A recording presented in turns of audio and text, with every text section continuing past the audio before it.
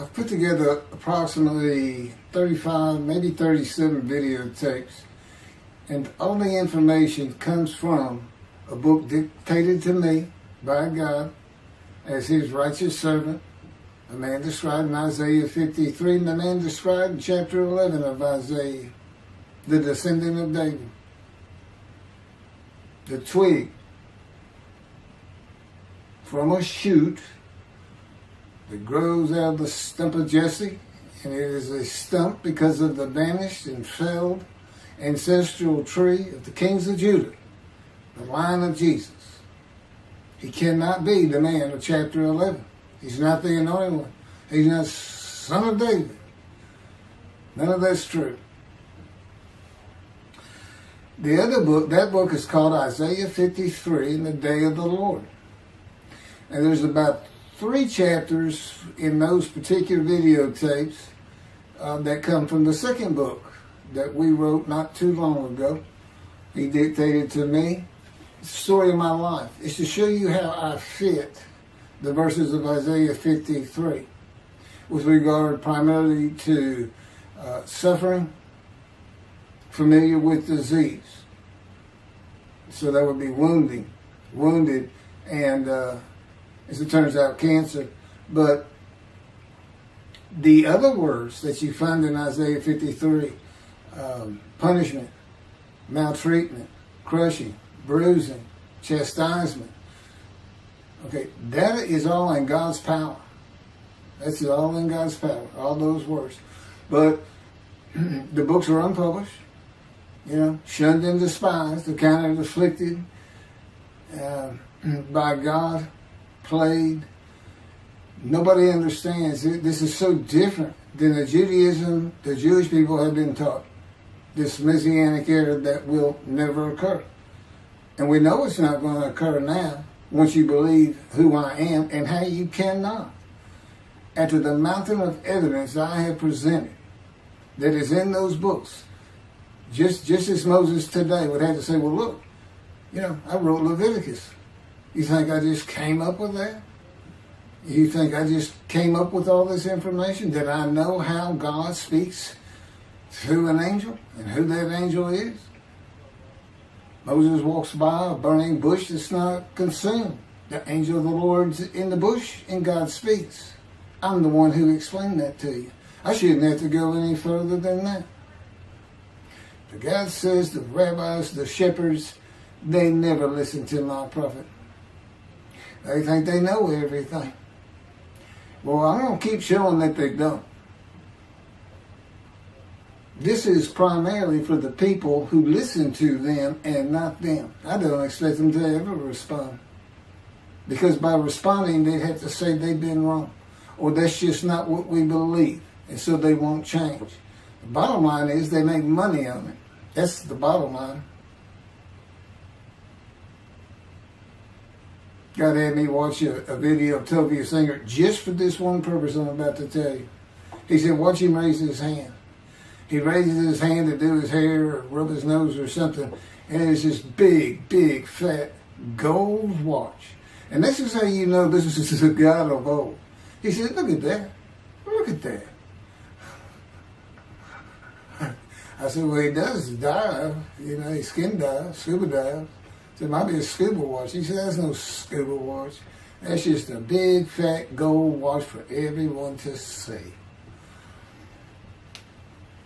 And he makes his money on Isaiah 53. The guy tells me, at least that's how he really got going. I don't know. I know he has a radio show. But remember, I'm in the fire of refinement. Everything God does with me is to draw emotions, because I'm going to be emotionless once I get to Israel, for the most part. He'll let me feel what he wants me to feel. But nobody can get under my skin. You can't bother me. Even if I seem like I'm mad, it doesn't carry over to my insides. And I don't think about it any more than while I'm, as they would say today, on a rant, getting on somebody. But, I bring his reckoning. I laugh. I tell him, you know what I am, don't you, guy? He said, I know you're a lot of things. I said, no, I'm the reckoning, and I am the wrath. That's what I am. He laughed. Holy Spirit laughed. I said, you know, righteous servant, David the shepherd, Elijah, prophet like Moses. You know, I like wrath. What's his name? Wrath. What does he do? He brings a reckoning. But anyway, I'm going to go through these early years of mine before God spoke to me. It's chapters 1 through 6. Chapter 7 is God speaks to an atheist, and I've already videotaped that. Walking with God, and something on visions and visuals. So the first chapter, this is what he told me to write down birth and tragedy. I was born in Bryan College Station, Texas on February. This just in from the Holy Spirit, yes. Like you couldn't ask me before I started. Yes. Oh, this is only for the people who come to believe in me. I don't expect anybody who's been viewing these materials and, you know, nobody's really subscribing, a handful, to be believed. Again, I can't imagine. I don't know what you people want. I don't know who you think's going to come to do something different. How are you going to know who David is? I mean, according to Judaism, there is no description of him. How are you going to know who he is? All this being presented, and I know Jewish people have seen it, only 60% of the views are coming from the United States. Now, I don't know that means 40% is coming from Israel. Probably not. You got Canada that's be a big follower on my WordPress site. And really just all the countries of the world at one time or another have looked at some of this information as I wrote my blog, and the blogs became chapters. But I'm assuming some Jews have heard of what some man is saying. He is Moshiach. And they're watching. Well, this is for those who come to believe. The people who want to be the witnesses. The many made righteous. By my knowledge. By the things I can tell you that God would have me say to you. So, you know, this might be bored to tears with others, but it does show suffering, pain, and emotional pain, my background, and just who I am. Not just some kook out here. You know, people say, well, he's hearing voices. Listen, as a lawyer, and I even did criminal law, I've seen some of these people who hear voices. I promise you, you know that's a person who should be hearing voices when you just see them and watch them for a couple of minutes. It's not me. Excuse me. Okay, I was born in Bryan College Station, Texas on February 21st, 1957. And that's interesting because that's the year the first satellite went up. Russia sent up Sputnik, which was really 3 different satellites, and altogether they were called Sputnik. That is considered the dawning of the age of the internet. Now, I've asked God, how did you select me? How did I be blessed with this and learning all these things with this crazy life that I've had? And but he won't answer me. He's gone poker. This poker guy, he's not going to talk. He's not going to change expressions or anything. Or me give him an impression that he is. And so I tried to come up with it on my own, and that is where I started. I said, because I know how important the internet is for this. It's the only way to get things worldwide, and all the teachings that have come through it. I didn't know, you know, I'm 63. I'm not like the young people who can just text messages without looking at, looking at the phone and all that. But he's taught me everything. He taught me how to set up Facebook, Twitter, you name it. He would just say, go to your computer, do this, do that. Commanded and directed to become very good at the computer and, of course, word processing. I'm a regular secretary, except I still henpeck with one finger. I used to. But God says that's to show you I have perfect use of this disfigured right arm. It just doesn't have muscle in it, and my shoulder's shorter. Anyway, I was born in Bryan College Station, and that's where Texas A&M University is. And my dad was attending Texas A&M when I was born. I I graduated from there 22 years later, which is a story in and of itself. So I was born premature in the 7th month of my mom's pregnancy. I was born in February, and there were many complications. My parents were told I would not make it through the night, and they should just take me home. Mind you, this is 63 years ago.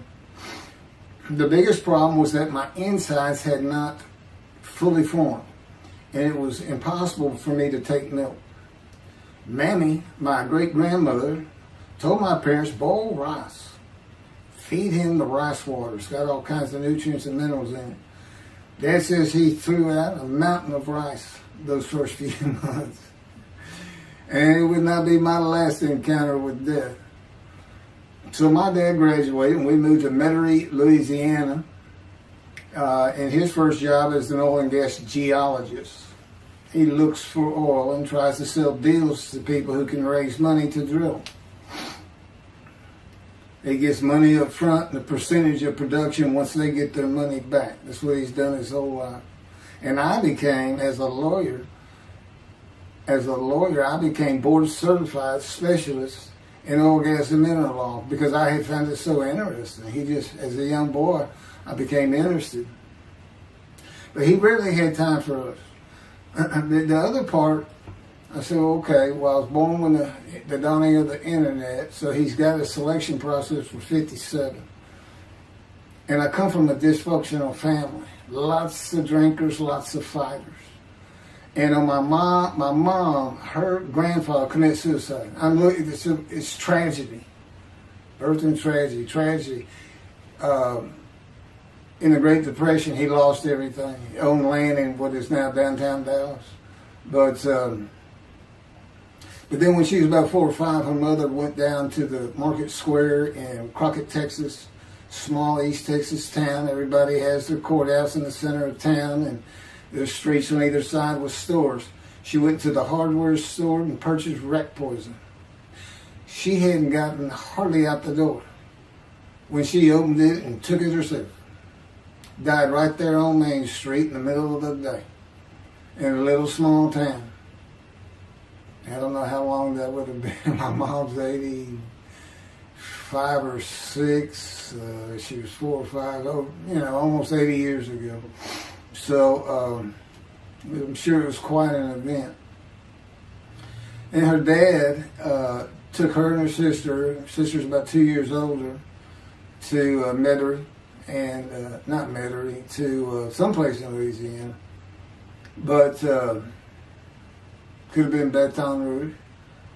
And her father became a elevator operator. And you can still find this in Houston. When I was at law school, I went to law school downtown Houston, but South Texas College of Law. And at the courthouse, they would have somebody sitting in there on a little stool and with a lever and take you up or down, take everybody up or down. With all the lawyers coming in for the court cases, it was packed. I'm sure they've done away with it by now. But that's what he did. And they found him one day or night. He had taken out a pistol, he shot himself in the head and killed himself. So now she had suicides on both sides of her family. And her father's brother took the 2 girls in. He actually adopted them. And when she was about 10 or so, I believe, she's with him out in some shack in East Texas. And, there's not even phone in this place. And he took a shotgun, and I'm sure he'd been drinking there, all known for it, and blew his head off right in front of her. I mean, that's all the circumstances I know about it. It doesn't sound like a good scene at all, but it scarred her for life. Okay, we've been taking care of her from the get-go. My father amazes me to no end. What he has done to care for her. See, they knew that was his sweetheart. Eventually, now at 10 years old, that's who he married.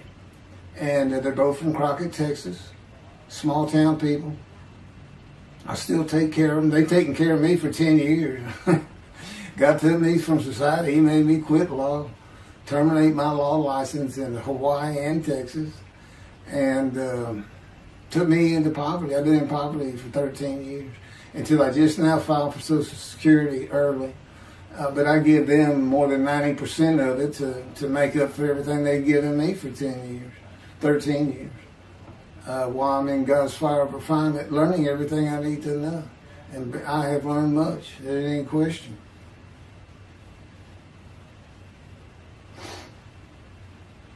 So anyway, there's 3 suicides. There's 4 suicides right there. So it's a family of tragedy. You know, it's not the tragedy of losing your entire family in the Holocaust and you're the only one left. It's not like that. Because God says, I just got things as close as I could. He says, I touched you in the womb to disfigure you, really for just one reason. Well, 2 reasons. One, it makes you identifiable. But it was so people would pick on you. I wanted people picking on you because that's what happens to young Jewish boys. Just for being Jewish. Just for having a disfigurement. People will pick on you. I've told him since, I don't even really recall many people saying anything to me. He said, that's because you look like you crawl all over them if they did. And I did. I was always just say something, anything. That's just the way I was just angry inside. And God's taken all that away. But I can still go on a good rant.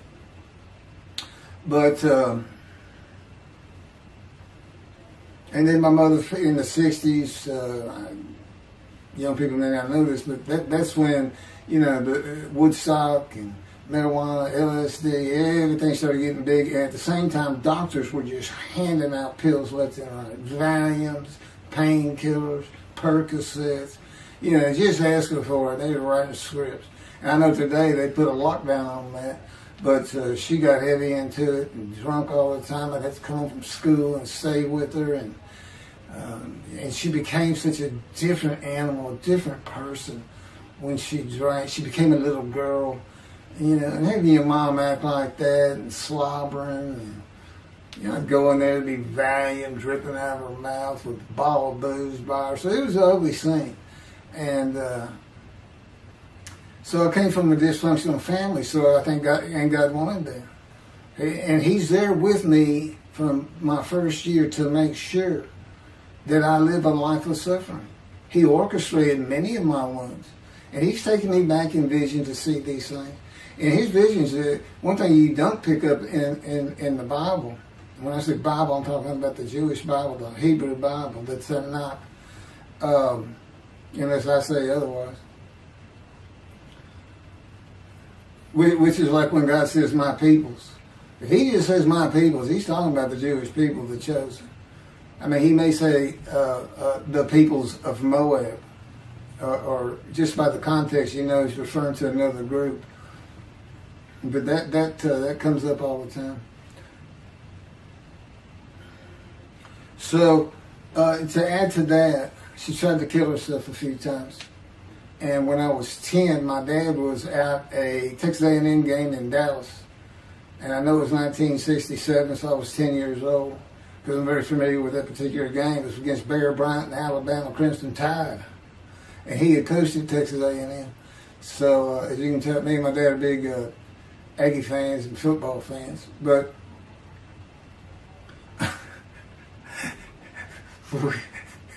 I had been assured we'd be able to see those games in Israel.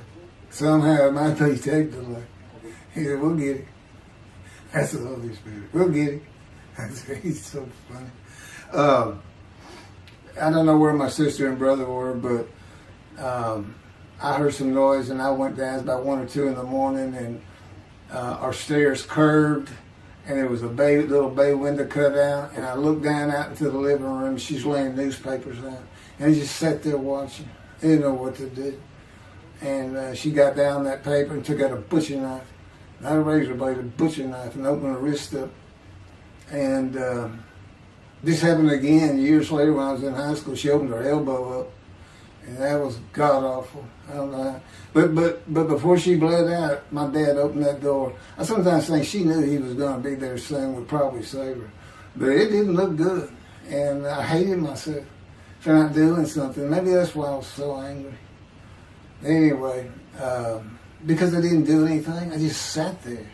I couldn't move. I don't know. I don't even know what I was really thinking, really. But I can't. What it did is it told me how much her uncle blowing his head off must have done to her. That must have, it really hit you. I had nightmares my whole life, but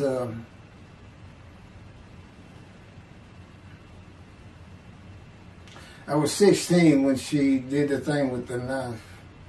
But you know what? My dad finally got her he got her the best psychiatric care in Houston, Texas, and that's big because we got a medical center that's renowned throughout the world. And they put me back together many a time. And she never did that again. And the amazing thing is how different she is in her very advanced old age. I mean, it's like she was never that person of the 60s and the 70s and the 80s. I don't know how my dad survived it. I'd have never stayed. I'd have taken the kids and said, try to find us. But he's not like that. I've never seen two people who love each other so much. It's crazy. But anyway, I was married for 20 years and we weren't like that at all. We finally divorced for irreconcilable differences. Okay, my first major surgeries when I was 2 years old. My first surgery. Up above here, I have a scar. I had my first of many surgeries. Been born without my right pectoral muscle, small shoulder, withered arm. And then there was some, the movement of my arm was restricted. There was some tissue in here that had to be cut out. So they opened me up and did that. I was born right-handed, but I do everything left-handed. Except for light things, like I shoot a basketball right-handed. I throw a ball right-handed. Darts, things like that. But bowling, I'm left-handed. You know, anything heavy. And I was quite an athlete. If I'd had two good arms, I'd have probably been on scholarship. I was already offered a partial scholarship at a small school for track, even with this bad arm. But I just didn't have the fast start. You got to have two strong arms just pushing out in front of you. But I was some kind of quick and fast. So, we moved back to Houston to a place called West University, a suburb. And this little story, I don't even like telling it, but God tells me I have to. And he had something to do with it. But I'm not going to go into that part of it. So anyway, I had decided when I was in second grade, I was tired of school, didn't want to go anymore. I don't exactly know why. I just know I said, that's it, and now I'm not going. Dad came to get me up and take me to school until I'm not going. And it was on.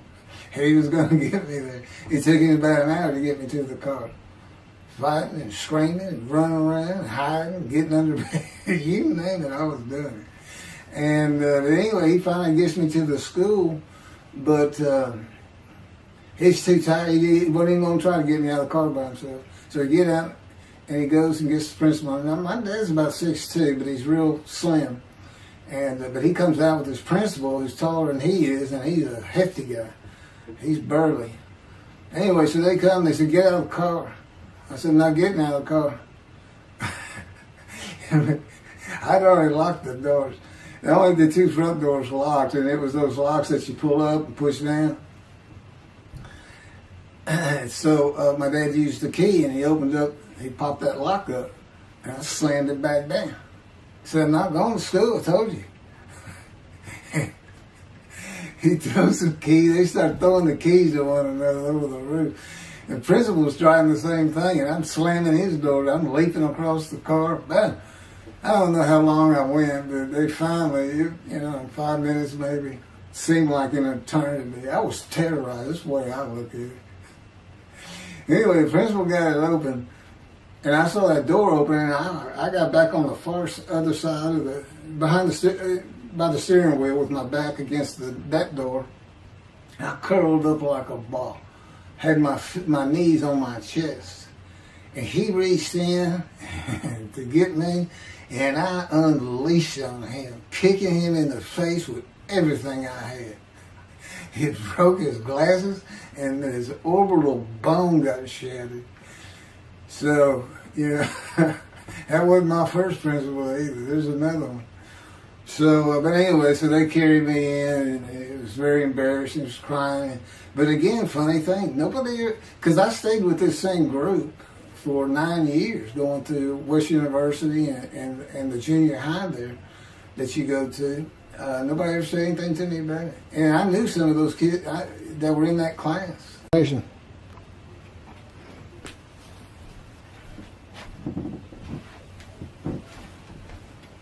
My camera only goes for half an hour.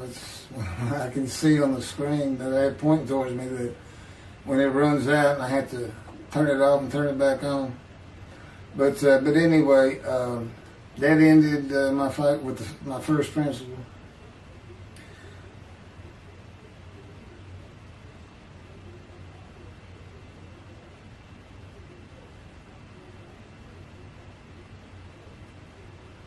Yeah, here it is right here. I guess God had me put these together. In the 10th grade, the principal of the school told me to cut my hair. You know, I had long, blonde, wavy hair, well past my shoulders. Again, this was, you know, I graduated high school in '76, and this has been junior high, so it's in the early '70s, but it felt like the '60s still. And you know, I kept it in a ponytail. It was neat. It was a school-wide policy. I think I was one of the last people to cut his hair. I was hiding all the time. I was always on the alert for the teachers that would turn you in. But I went and got it cut. I told the barber right at my collar. Sat there in the chair, cut it right at my collar as I was instructed to do. And then I was commanded to return to the principal's office. And so I presented myself to him. I sat down in the chair in his office, and he gets up, walks behind me, and grabbed me by my hair, back of my head, and jerked my head back fast. And said, "It's still over your collar." Now, I don't know if I did a backflip out of that thing. I can't really recall. But what I do recall is it took 3 people to get me off of him. And I was permanently expelled from school, which ended up me leaving home. It wasn't a runaway. I'm just out of here. I'm tired of everything and everybody. I ain't going to school ever again. Hate school, always have. That was me. Yeah, they had to pull me off of him. I understand through a friend of mine, he said, "You know, my brother went to that school. He had some stories about that guy." I told the guy, I said, "It wasn't me. It's him." Second major surgery came when I was 12 years old to try and repair my right knee and just below it. I was running full speed in a field. High grass and weeds with a family dog. And God says he had something to do with what the dog did.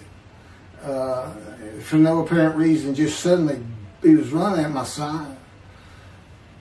And he just bolted, he just stopped going straight, took a hard left and went right between the legs.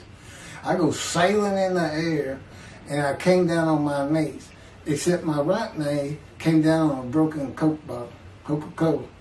And they used some thick glass back then. It was stuck nose down, way down. It was all broken up, but it was the bottom all jagged that my knee just, you know, they said it went to the other side of your knee. They said, "You got that whole field in your knee." But when I got to the hospital, I sat there for a long time. The first doctor that came in just told my mom, right in front of me, you know, I'm in the room, you know, he said, I can't repair that. It's not repairable. We want to take it off. I can't use it. And I already knew that because as I started screaming and yelling for my dad, he finally came back. This field was behind our house. There was a chain link fence, and then the field. And you know, my dad finally heard me. He got over. He saw the blood, and so all of a sudden he's scared to death. I'm going into shock, and he got me to put my arm around his neck, and he said, "Can you walk on it?" And I tried, and it just collapsed. It was useless. It was, you know, it was awful. And then I had to climb over that fence, and my mom was going crazy and screaming and crying. And he had to go take care of her. I'm sitting in his bathroom with my leg all opened up, and I'm just getting sicker and sicker, nauseated, scared. I was a cripple. And but anyway, they get me down to the hospital. And this, like I said, the first doctors were just like, we don't know what to do. And just right then, and God says he knew he was going to be there. This doctor walks by, and my mom recognizes me. And she goes, Dr. Kane. And she runs out the door. Well, this is Dr. Kane. Her Mamie that I mentioned earlier, in her old age, very old, maybe been in her 90s, I don't know, late 80s, but living with her sister, broke her hip. And this doctor repaired it. This is a long time ago, people. Repaired it, and she actually walked again with a walker. I remember. But that's who this doctor was. And she said, my son, they're going to take his leg off. You've got to come look at it. And this Dr. Kane actually became the medical doctor for the Houston Oilers. He repaired many in me before and after me. I guess that's what he specialized in. But he was there at the hospital just to do rounds. He wasn't dressed for surgery or anything. But he came in that room, and I mean, he was livid when he looked at my knee and knew how I'd been there for like 5 hours at this time. And he just started barking orders about getting me prepped for surgery, and he takes off to go get prepped. And they literally ran me down to surgery in a gurney. I mean, they were trying. This kind of fear he put in everybody. Anyway, I was in the hospital for weeks, and I woke up with my leg. I was glad of that. They had a cast from my hip to my ankle. And he told me, when I finally was being released, he said, if you put any weight on that leg, you'll never walk again. So, I can't remember, 6 weeks. I don't know how long it was that I had that cast on. It wasn't my first cast, it wasn't my last. Or maybe it was my first, but it wasn't my last. That's another story. We're not getting very far. There's 6 chapters. I'm barely getting through the first one. But what I'll do is I'll just do 6, just like I did with Isaiah 53. I did 6 or 7 videos, 7 I think. But then I joined them all together and put it as one video, the definitive commentary of Isaiah 53, which comes straight from God, by the way. I mean, you can contest what I'm saying all you want, but it makes perfect sense. For the first time, Isaiah 53 is explained. Now, how did I become the smartest religious Jew in the world who can see that? And what the wounding and the punishment, everything's about, and how it's really, in some ways, a snare for the Gentiles for the day of the Lord. Because he knows he can take me and just decimate any argument they want to put forth. You know, in particular, I'm blemished. I'm the Antichrist. In that I am the exact opposite of Jesus Christ. He's so smart, he was teaching synagogue at 12. Supposedly he was a perfect, beautiful man. I'm disfigured. You know, I'm not bad looking, but I'm not, I'm not Brad Pitt or anything. Anyway, and sinner, I was, as I told God, I wasn't an habitual sinner. I was a good person. I was good to other people. I was very compassionate. I said there was already a lot of humble in me. I didn't laud myself and the things I could do over others. Like being the fastest guy on top 5 at school and the fastest in the neighborhood. I didn't brag on myself. But as he took me back through my life and informed me when things were sins, it just seems like I touched on all of them. And if murder in your heart is actually committing that sin, as the Christians say, I don't really go with that. But then there's really not much I've missed. So I'm a sinner. And, all Jesus can say is, well, I'm a sinner too. I'm lying. All you got to do is read the scripture in the Gospels. You see where I'm lying. That's easy. And I came from the banished line. I thought I was the man of Isaiah 53. I thought I was going to be exposed to death, but given long life. This is what he would tell you if he was here. He said, but you know what happened? They crucified me. And on the cross, I realized I'm not that man. This isn't exposure to death. This looks like a sure thing. Father, Father, Father, why have you forsaken me? That's Jesus Christ saying, I'm not the man of Isaiah 53, and I just figured it out. That's what that is. I ask God sometimes, you sure you didn't have that written? Why on earth would they write that down? At least forget about it. We need to forsaken me. That's what it's about, Christians. They got their way. They can explain that being counted a sinner means he got crucified with the sinner beside him being crucified on each side, left and right. So there's three of them, so he's counted a sinner. Okay. It's supposed to be descriptive. It's supposed to be able to find a person through this. You might tell Judaism the same thing. This is to find somebody. It's not the people of Israel. They're all kinds of people. Now, we're looking for a guy, so God can have a Moses. Why? We have a new covenant. Why? It's the day of the Lord. Why? Jeremiah says so. That's why. It's so easy. The land blooms again. Okay, and he's coming with covenant friendship with the temple. So the land blooms again at a time when there's no temple. Jerusalem's going to be rebuilt. It's a metropolitan today. This is no Jerusalem of antiquity. The old city might be too big. And I'll make a new covenant with you. I'm going to forgive all your sins and remember them no more. That will cause Torah to be written on your heart. It's a metaphor. Let's think, when did he do this before? Oh, that's right. Assyrian Babylon exiles, Isaiah was writing for. God said, I forgive your sins, remember them no more. They became a holy seed, and what they did? They built the second temple. What are we missing? The third temple. It's just so easy. So it is the day of the Lord. There ain't any question of that. I'm just telling you, it started with the Russians sending up Sputnik. Those old Ruskies. And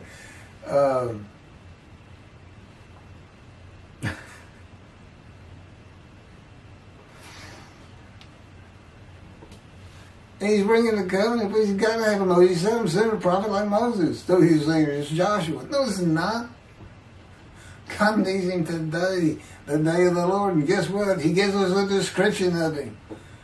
He knows this is a time of secularism, reliance on science and medicine and doctors. And you got so many more people who the only book out there is not the Hebrew Bible. There's a lot more books than that. There's all kinds of distractions, television, cell phones, computers. Back then, you just sat around and said, what do you think God's doing? I don't know. Wish he'd send some rain. It was just, I said it's easier to get them back then. But here it is. It's here. And God said, you see why I put shunned and despised in there? Because for a while I said, God, this is before we really got the books done and everything.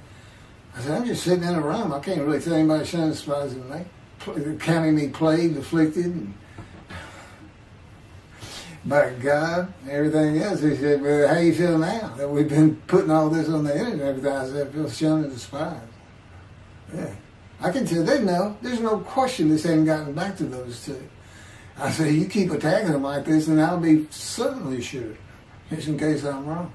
But, because he won't actually tell me, he won't tell me anything, this is a rule of thumb, he won't tell me anything that I cannot find out or become knowledgeable on or informed on of my own, which means about nothing because we're in a room all the time. The adjunct of the Holy of Holies is what I call it. I live in the Holy. I'm like the priest the only person who could go into the Holy of Holies was the high priest.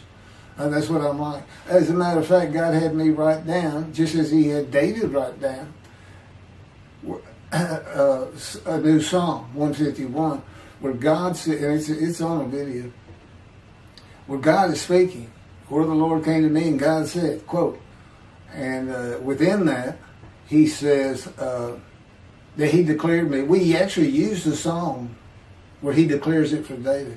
He declared me an eternal priest in the order of Melchizedek and King David.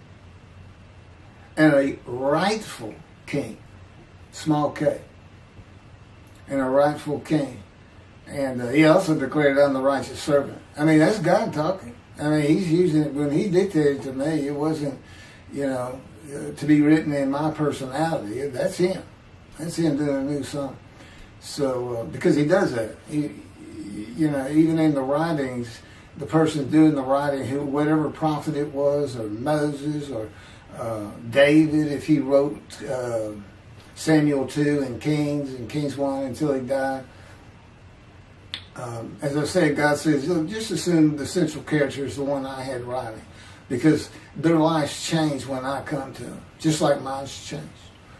This is not anything I could have ever conceived or even bothered thinking of. I'd never read the Bible my whole life. If he hadn't told me, we're going to the bookstore and get you a Tanakh. That was 13 years ago. And my answer was, what's a Tanakh? I didn't know anything. And look at all this knowledge. But this is it. This is the only power he's going to use in creation. He's not going to perform miracles. He's not going to have me performing miracles. And he's not. He said, the only power I'm going to use is on you. What I can get you to do. He said, I can take a Gentile Texan and take him to Israel and get my temple built. Okay. He said, because that's what you say to God all the time. Okay. And one night, I hadn't even read Isaiah 53. He didn't come to me and just say, offer yourself for guilt. I crush you with cancer. It was me that did. That's not, I wouldn't have known what he was talking about.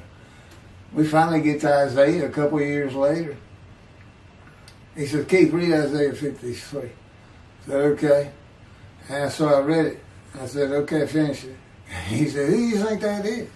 I said, I have no idea. I can barely read it. I didn't know what it's saying. I said, I think these two verses ought to be up here. I said, you sure nobody messed with this thing? He said, nobody messed with it. It's just how I had Isaiah write it. He said, that's you. I said, oh, okay.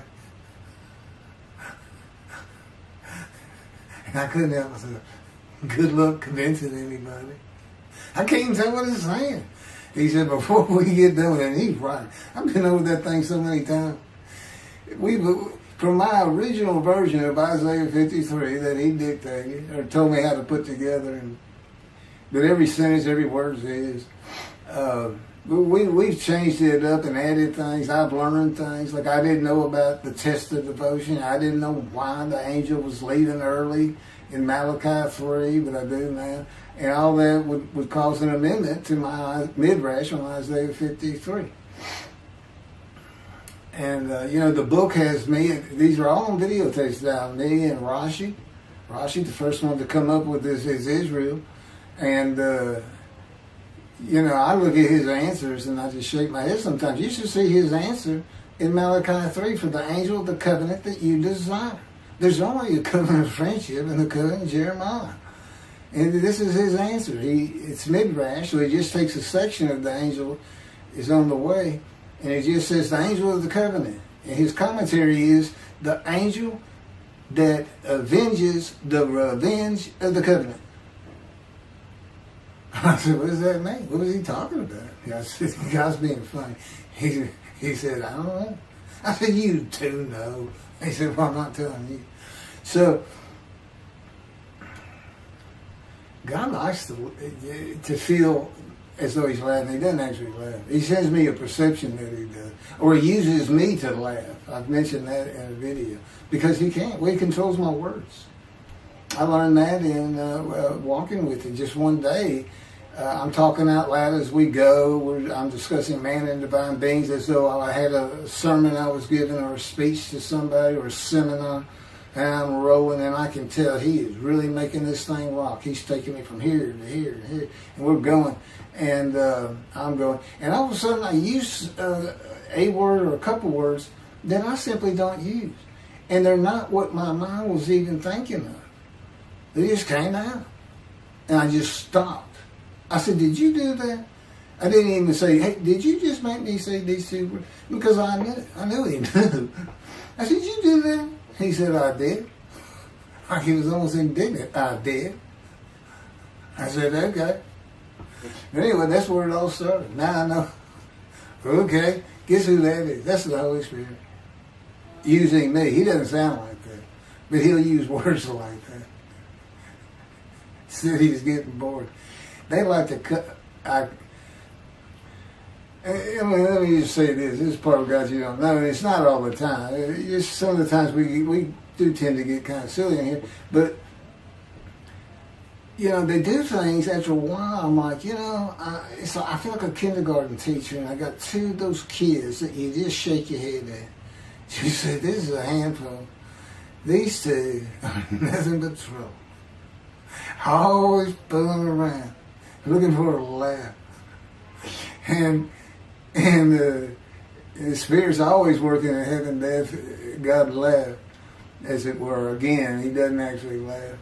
He just, it's a perception that's his emotion. If God has any emotions left, because worrying about other people's pain is not one of them. He made that clear to me. I don't care about your pain. And just saying it makes you mad. He says, see him drawing anger. And he'll do stuff so many times over and over. He says, it's easy because now it irritates the fire out of it. He just started. I said, how do y'all keep doing the same stuff? And one day I told him, I said, I got it. Which means it actually came from them. I got it. You never grew up. You never got sent to your room. You never had to climb that mountain to achieve something. Put yourself out there and nobody's ever whooped you. He said, I said, that's what it is. You never grew up. That's what it is. Yeah, I'm dealing with the child God. That's what I'm dealing with. That was my argument. And then he came down as mean, very serious, mature God. And I didn't bring that argument up anymore. But that's how it gets with me sometimes. It's an incredible lie. For me, I'm not going to get to him. I guess I'm at the end. I'm getting close to when I got shot. I thought that was a new chapter. Oh, it's not. Well, I'm going to pick, this is getting long. Anything over half an hour, we try to stop. Now, my Isaiah 53 is 5 hours. But, you don't have to watch it all at one time, of course. He doesn't hardly let me watch it.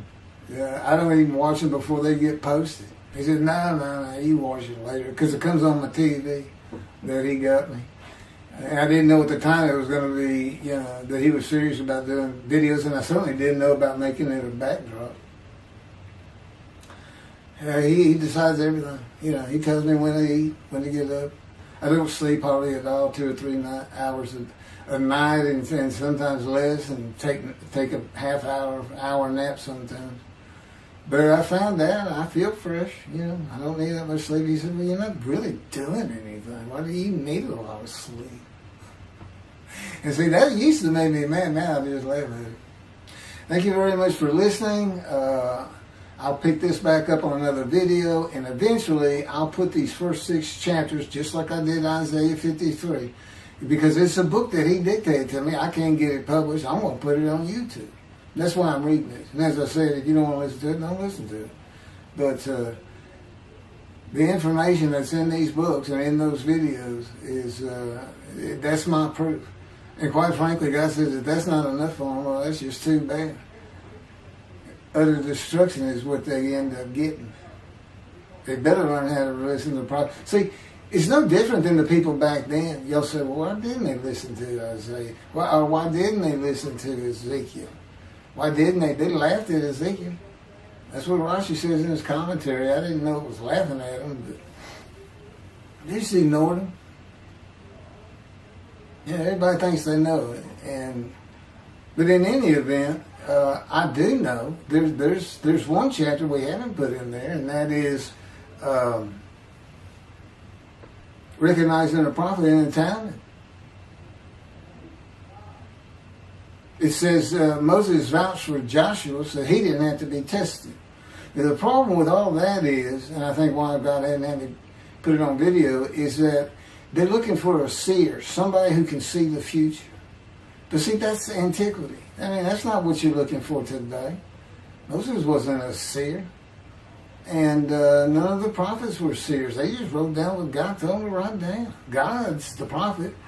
Is the one making prophecy. And what he does, he doesn't actually just, quote, see the future.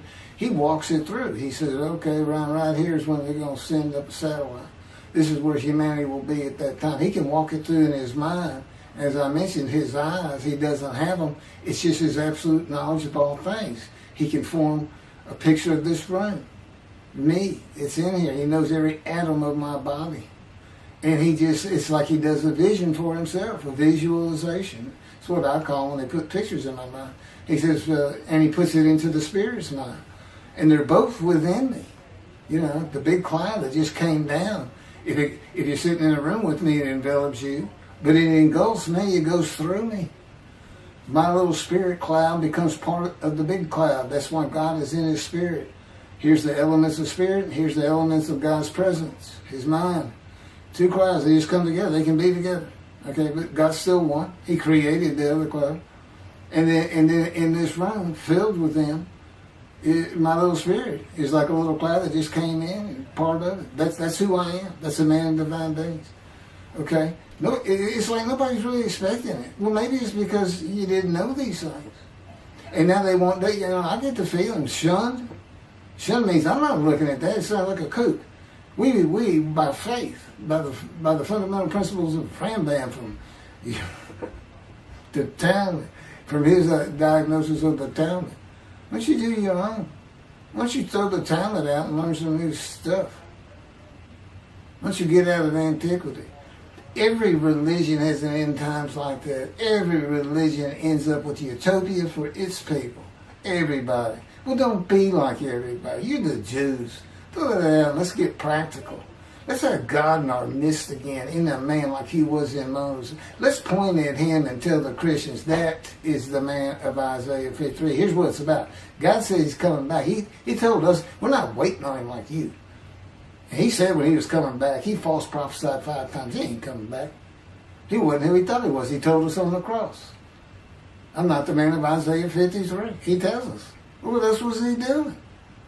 Father, why'd you forsake me? I'm about to die. What do you think he's talking about? What do you think he's thinking about?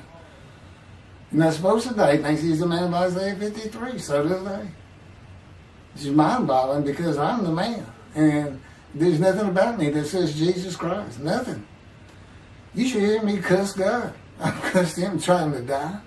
I begged for death 1,000 times. He said, it's not been 1,000 times. I said, it's been hundreds. He said, well, that's true. You have cursed me more than any man in the history of mankind. And he said, and you did it face to face. And I said, you shouldn't make me so mad. He laughs, y'all. He laughs. When I'm cussing him, he makes him laugh. And oh, you're kidding, that story? He gave me his perspective. This is how he did it. He said, Keith, imagine you created ants. And ants are living beings. In other words, they can think and they have emotion. Okay, you get a great big ant farm over here in your room. Okay, you decide you're going to get one ant to get all the other ants to do stuff.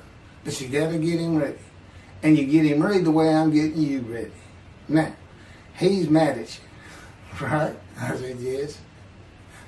Yes. And he said, now, imagine, I'm always laying in this bed. I got a big table. It's got a microwave on. I put my computer on. I got a big fan I like to have on. And he said, look over at that table. Now imagine that ant got loose. And he is crawled up. And he is standing on the corner of that table. And he is giving you the what for in ant language. I mean, he's going. And he's turning around and shaking his butt at you. And he's cussing. And all this. And all you got to do is go bump. And he's gone. I said, that's funny. And it is. And that's how he, that's what it does to him with me. The spirit will rile me up. I call him a troublemaker, troubler. He's so funny. But God's so humorous. There's a difference in their humor. Okay, that wraps up. I'm told that does wrap it up. I'm going to pick up a gunshot. I guess it was worse than the accident to my knee. They ended up opening me up from between my breast and my pelvic bone, and now it's been 3 times. And eventually, the lung cancer and colon cancer and skin cancer. But the lung cancer is when they told you should have died from the colon cancer. He said, but this is it. We can't treat that. It's too advanced. You're gone. And prepare to die. That was 20 years ago when the planes hit New York. It was the planes hitting New York that got me up off the ground one last time to see one more doctor.